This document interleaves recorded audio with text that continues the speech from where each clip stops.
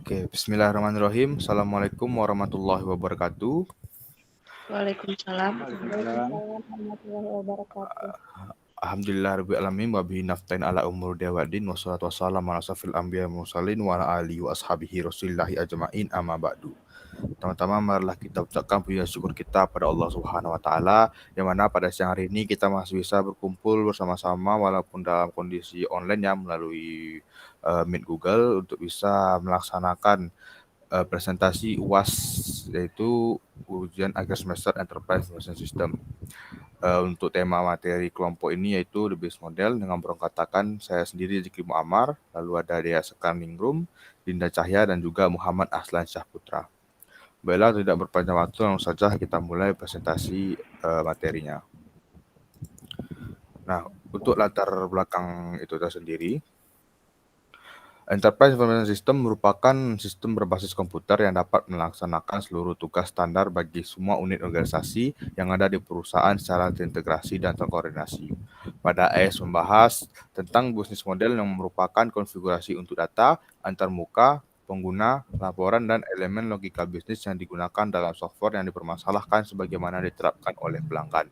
Setiap penerapan software dengan bisnis modul yang dikonfigurasikan secara terpisah memerlukan langganan terpisah. Tetapi pelanggan dapat menggunakan software yang dilanggan secara sah tanpa batasan jumlah layanan yang digunakan.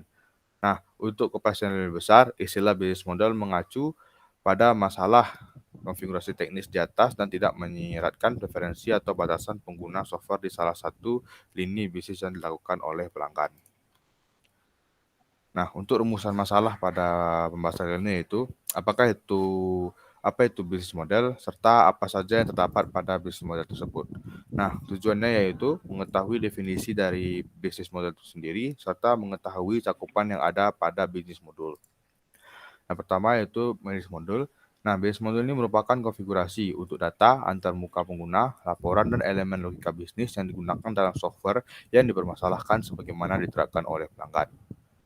Nah, di dalam bisnis model ini terdapat 4 macam konfigurasi, yaitu ada distribution, sales atau CRM, business intelligence, serta marketing.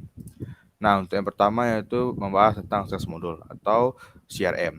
CRM yang dalam kepanjangannya yaitu Customer Relationship Management adalah suatu alat yang dapat membantu organisasi mencapai sasarannya tetap menerapkan konsep-konsep dan teknologi-teknologi CRM terhadap suatu operasi bisnis. Nah, bergantung kepada jenis bisnis dan seberapa jauh ingin menerapkan CRM dan manajemen harus meneliti masalah-masalah yang mungkin ditemukan selama proses, sebelum dan sesudah melaksanakan penerapan CRM tersebut. Nah, kerangka komponen Customer Relationship Management.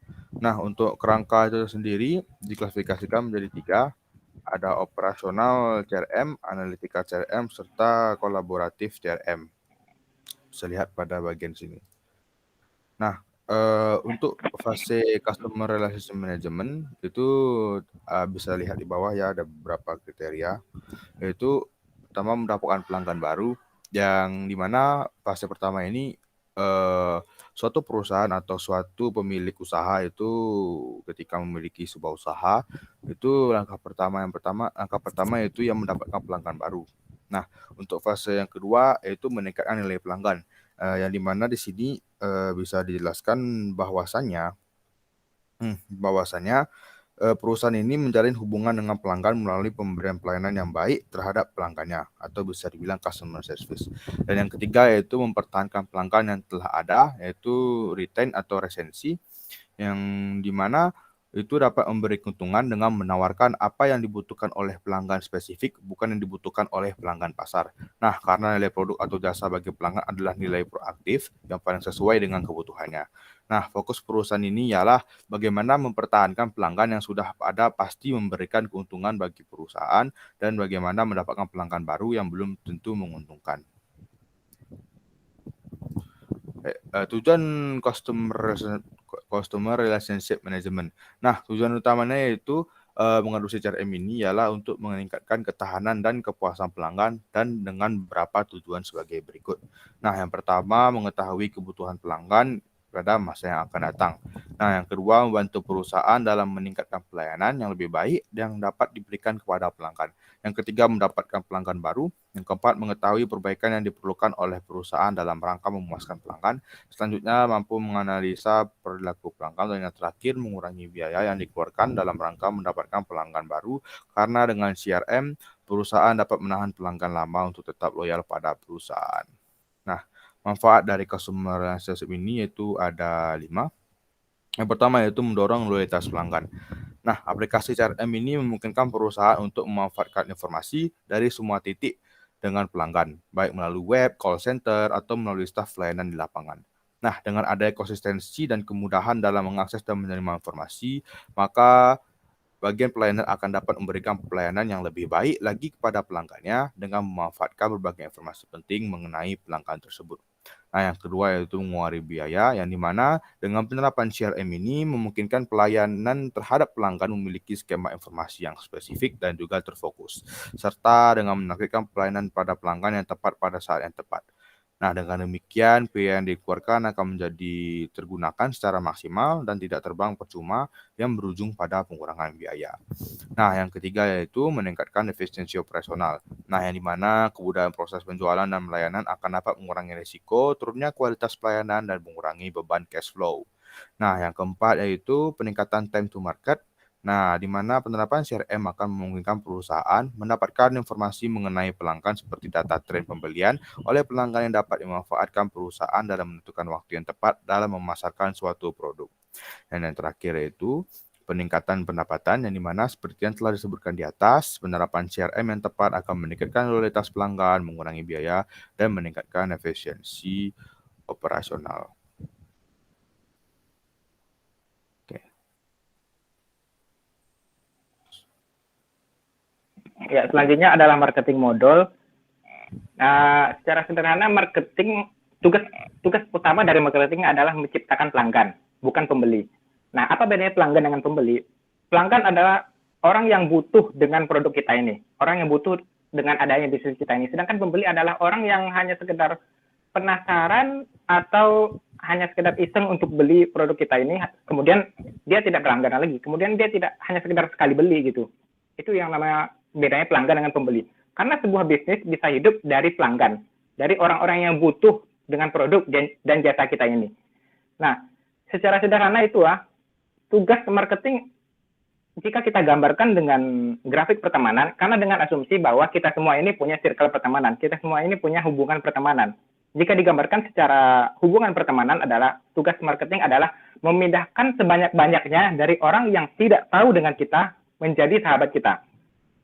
Nah, kenapa seperti itu? Karena masih belum. Kenapa seperti itu? Karena seperti yang kita tahu, contohnya Zikri. Nggak semua orang tahu Zikri kan? Nggak semua orang, bahkan orang yang universitas sebelah, bahkan orang tetangga sebelah, bahkan orang yang depan sekolahnya nggak tahu siapa itu Zikri. Nah, tugas kita adalah memperkenalkan Zikri sehingga orang-orang tahu bahwa ada yang namanya Zikri. Bahwa ada manusia dengan muka seperti ini yang bernama Zikri gitu. Jadi ketika kita membuat produk kita ini diketahui oleh orang, disitulah kita bisa untuk lanjut ke step selanjutnya, yaitu menuju kenal. Nah, kenapa kenal? Karena tahu dengan kenal itu beda. Contohnya, apa ya contohnya? Ini aja lah. Ini HP Asus nih. Ini HP Asus. Ketika kita bertanya kepada teman kita, kamu tahu Asus nggak? Tahu? Apa itu? Laptop kan? Hanya sekedar laptop saja dikenalnya. Hanya sekedar tahu saja Asus itu laptop. Padahal kalau kita kenal dengan Asus, kita kenalnya Asus itu adalah peralatan-peralatan elektronik. Dia menjual smartphone, dia menjual aksesoris, dia menjual laptop, dia juga menjual tas juga, ya kan? Jadi itu bedanya antara tahu dengan kenal. Ketika seseorang aware ada kita, kemudian kita dijeli, kita kenalkan seperti apa kita ini orangnya. Seperti apa Asus itu, kita kenalkan seperti apa Zikri itu. Nah, ketika berada pada tahap kenal, kemudian kita bawa mereka selanjutnya ke tahap teman. Apa itu teman? Kalau dalam marketing, tahap teman adalah ketika seseorang sudah tahu dengan Asus ini, sudah kenal dengan Asus ini, dan mau untuk membeli Asus ini. Mau dia untuk membelinya. Ketika seseorang mau untuk membeli produk kita, saat itulah orang itu menjadi teman. Namun tidak semua teman adalah sahabat kita. Kenapa? Karena sahabat adalah orang yang berani berkorban untuk kita. Sahabat adalah orang-orang terdekat kita yang akan membela kita dalam keadaan apapun. Orang-orang yang akan selalu berada di sisi kita dan dia tahu bahwa kita berkorban untuk mereka, sehingga mereka juga rela berkorban untuk kita. Contohnya ketika Asus launching Asus ROG Phone 5, itu banyak orang yang rela menghabiskan waktunya untuk ngantri, rela menghabiskan uangnya untuk membeli produk Asus ROG Phone gitu. Yang itulah namanya sahabat. Jadi, ya emang itu tugas dari marketing adalah memindahkan orang sebanyak-banyaknya dari orang yang tidak tahu menjadi sahabat kita. Dari orang yang tidak kenal dengan Asus ini, menjadi orang yang rela berkorban untuk mendapatkan Asus ini. Begitulah kurang lebihnya. Next.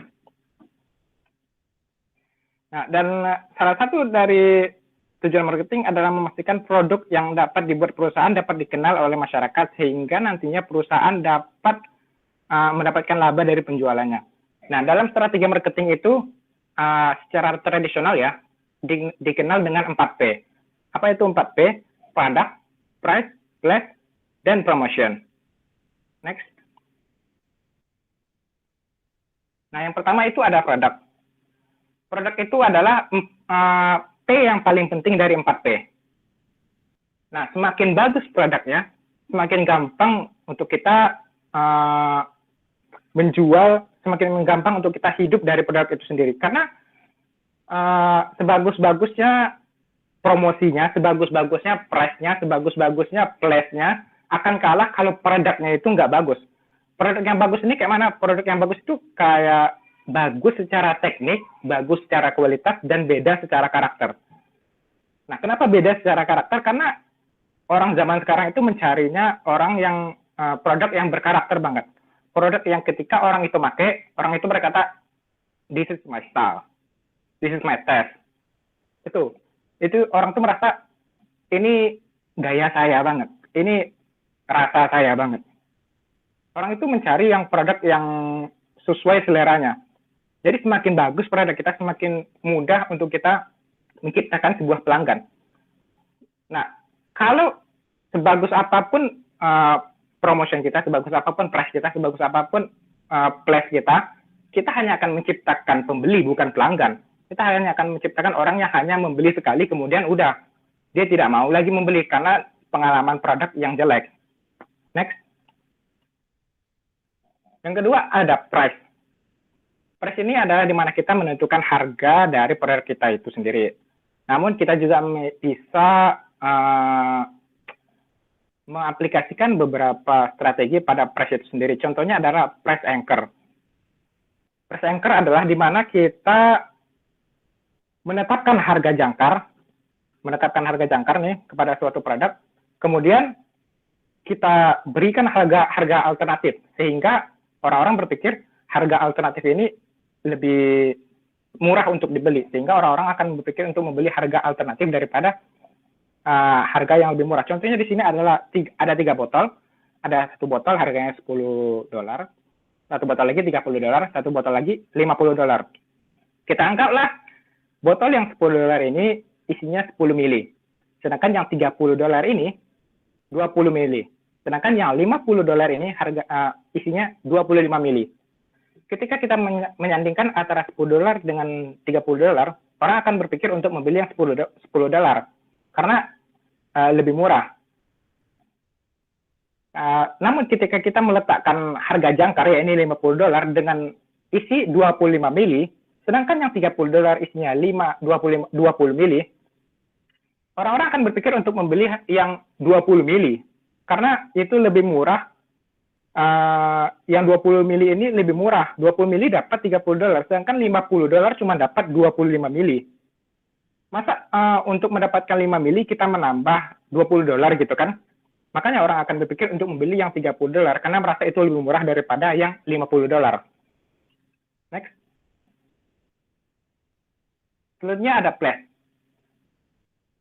Flash ini sekarang tidak tergantung pada tempat ya, karena akibat pandemi ini akhirnya dunia digital semakin didorong, akhirnya banyak orang yang berpindah ke digital dan banyak orang yang lebih menjualkan produk dan jasanya di media online seperti media sosial dan e-commerce. Nah, untuk penempatan ini kita perlu strategi juga sebenarnya. Tidak hanya sekedar asal letak produk kita saja. Umpamanya kita tinggal di Pekanbaru. Kita buat dulu kuesioner atau kita tanya dulu pada teman-teman kita yang trennya di Pekanbaru ini pakai e-commerce yang mana? Pakai Shopee kah, pakai Bukalapak kah, atau pakai Tokopedia? Makanya kita semakin bagus kita penempatan produk kita pada place yang tepat, semakin gampang kita menjual produk kita. Dan untuk media sosial ini untuk produk kita ini perlu kita deskripsikan produk kita ini untuk kalangan anak muda atau kalangan orang dewasa. Karena untuk kalangan anak muda itu beda media sosialnya, beda juga e-commerce-nya. Untuk kalangan orang dewasa itu beda juga media sosial dan e-commerce-nya. Jadi kita perlu mengenali juga produk kita sehingga kita bisa meletakkan produk kita pada tempat yang tepat. Next. Nah, yang terakhir adalah promotion. Promosi ini adalah usaha kita untuk mengenalkan dan membuat orang membeli produk kita. Di sini ada dua jenis promosi. Ini promosi untuk orang mau beli produk kita, promosi harga. Dan yang di atas ini adalah promosi untuk orang mengenal produk kita. Di sini ada billboard, podcast Deddy Corbuzier, dan salonnya Ivan Gunawan. Pada waktu itu, billboard dua orang ini, billboard Deddy dan billboard Ivan Gunawan, itu bisa dibilang marketing yang sukses sekali. Nah, kenapa sukses? Kenapa beda billboard orang ini suksesnya dengan billboard perusahaan lain dan ataupun caleg-caleg lain?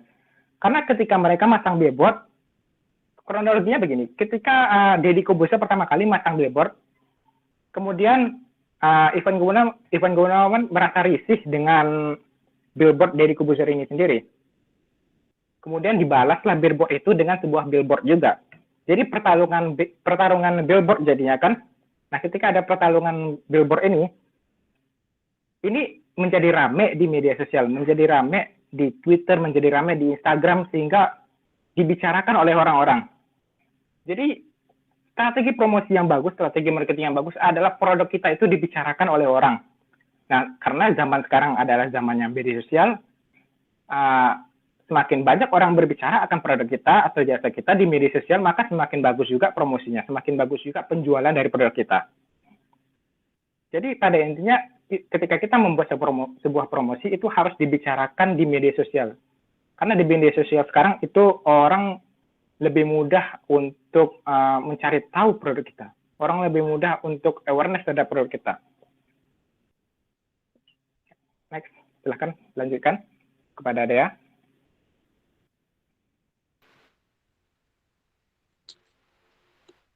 Oke, baiklah. Selanjutnya yaitu mengenai ERP, distribusi, modul. Nah, modul distribusi ERP ini terhubung erat dengan modul penjualan. Data sedang diproses oleh kinerja terpadu untuk menangani penyelidikan, memeriksa ketersediaan, mentransfer persyaratan dari satu departemen ke departemen lain, membuat dokumentasi yang diperlukan, menjadwalkan pengiriman, dan lain-lain. Nah, saluran pemasaran atau distribusi ERP yang baik, ini adalah pemasaran yang berorientasi kepada pelanggan. Untuk ruang lingkup yang akan dibicarakan di distribusi ERP, yaitu pertama saluran pemasaran. Saluran pemasaran ini merupakan salah satu yang menentukan keputusan pemasaran yang lainnya, seperti dalam hal penetapan harga produk, pricing, yang mana sangat ditentukan keputusan ini. Ketika perusahaan memilih memasarkan di toko terbatas, pasti harganya pun tinggi karena ada nilai eksklusivitas. Berbeda ketika perusahaan memasarkan di toko secara massal, pasti harganya pun lebih murah. Dan perlu diingat juga saluran pemasaran tidak hanya melayani pasar, tetapi juga menciptakan pasar strategi saluran pemasaran itu sendiri. Selanjutnya itu ruang lingkup kedua, yaitu mengenai strategi dorong dengan strategi tarik. Strategi dorong ini dalam pelaksanaannya adalah mencoba memujuk perantara agar mau memasarkan produknya dengan memberikan fasilitas-fasilitas tertentu, misal potongan yang tinggi dalam pembelian produk. Selanjutnya itu ada strategi tarik, yang mana dalam pelaksanaannya adalah dengan cara perusahaan membangun positioning produk melalui promosi ke konsumen seperti iklan, media cetak, elektronik, atau melalui event-event, yang mana sehingga dengan fokus kepada promosi akan membuat konsumen tertarik untuk mencoba. Ruang lingkup selanjutnya itu mengenai peran saluran pemasaran. Nah, peran saluran pemasaran itu keunggulan efisiensi mereka dalam membuat barang-barang tersedia secara luas dan mudah diperoleh di pasaran. Dengan hubungan, pengalaman, spesialisasi, dan skala operasi mereka, perantara biasanya menawarkan pada perusahaan lebih banyak daripada yang dapat mereka capai sendiri. Ruang lingkup selanjutnya itu mengenai tingkat saluran. Nah, tingkat saluran pemasaran ini ada dua, yaitu tingkat saluran pemasaran konsumen yang memiliki 4 tingkatan lagi, yaitu pertama tingkatan 0 dari produsen ke konsumen, tingkat 1 dari produsen pengecer ke konsumen, tingkat 2 dari produsen pedagang besar ke pengecer lalu ke konsumen, dan tingkat 3 produsen ke agen pedagang besar, pengecer, dan konsumen.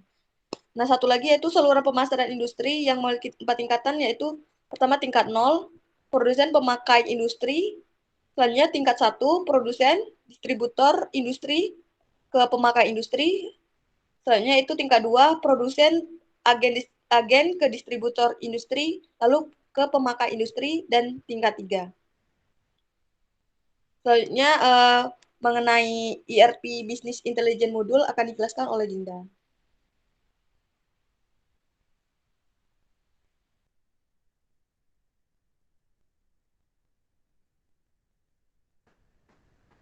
Baik, saya akan melanjutkan pembahasan yang selanjutnya adalah ERP Business Intelligence Module. Secara umum, Business Intelligence merupakan sebuah proses untuk melakukan ekstraksi data-data operasional perusahaan dan mengumpulkannya dalam sebuah data warehouse. Fungsi Business Intelligence yang pertama yaitu Business Intelligence memiliki karakteristik sebagai pendukung ketersediaan data yang relevan yang akan disajikan pada pengguna. Biasanya BI mengintegrasikan informasi dari keseluruhan sumber informasi perusahaan sehingga pembuat keputusan dapat membuat analisis dengan berbekal pengetahuan yang lengkap dan real time.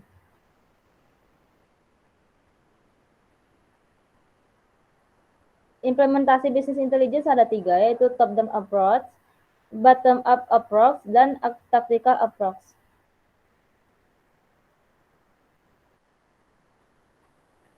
Adapun langkah-langkah proses Business Intelligence, yaitu identifikasi masalah bisnis yang perlu diselesaikan dengan gudang data dan menentukan data yang diperlukan untuk menyelesaikan masalah tersebut. Yang kedua, identifikasi lokasi dari data-data yang diperlukan dan mengambilnya dari sumber penyimpanannya. Yang ketiga, merubah data yang diperoleh dari beragam sumber tersebut ke dalam sebuah data yang konsisten. Yang keempat, mengambil data yang telah dirubah tersebut ke dalam lokasi yang tersentralisasi. Yang kelima, membuat sebuah gudang data dengan data yang ada dalam lokasi yang tersentralisasi tersebut. Dan yang terakhir, memasang sebuah produk atau aplikasi yang dapat memberikan akses ke data yang ada dalam cup tadi. Ada berbagai macam jalan dan cara untuk berbagai macam tipe pekerjaan ketika berurusan dengan cup. Pada bisnis modul juga termasuk beberapa cakupan berikut ini. Yang pertama adalah OMS atau Order Management System, yang merupakan software e-commerce yang bisa membantu merchants meningkatkan proses pemesanan, memeriksa persediaan, menjual di online marketplace, dan masih banyak lagi. Selanjutnya ada Transport Management, yang merupakan pengaturan sistem pengiriman barang dengan moda transportasi yang bertujuan agar proses distribusi barang menjadi lebih tertata. Selanjutnya ada Stock Management, yang merupakan manajemen inventory adalah proses pengelolaan dan pengontrolan atas persediaan barang atau produk yang akan didistribusikan oleh perusahaan kepada konsumen. Yang keempat ada forecast management yang merupakan metode untuk membuat prediksi informasi dengan menggunakan data historis sebagai input utama untuk menentukan arah tren masa depan. Selanjutnya ada supply and production planning atau merupakan perencanaan tentang segala aktivitas produksi berkenaan dengan jenis produk, volume, biaya, dan segala hal yang berkaitan dengan cara mendapatkan produk tersebut.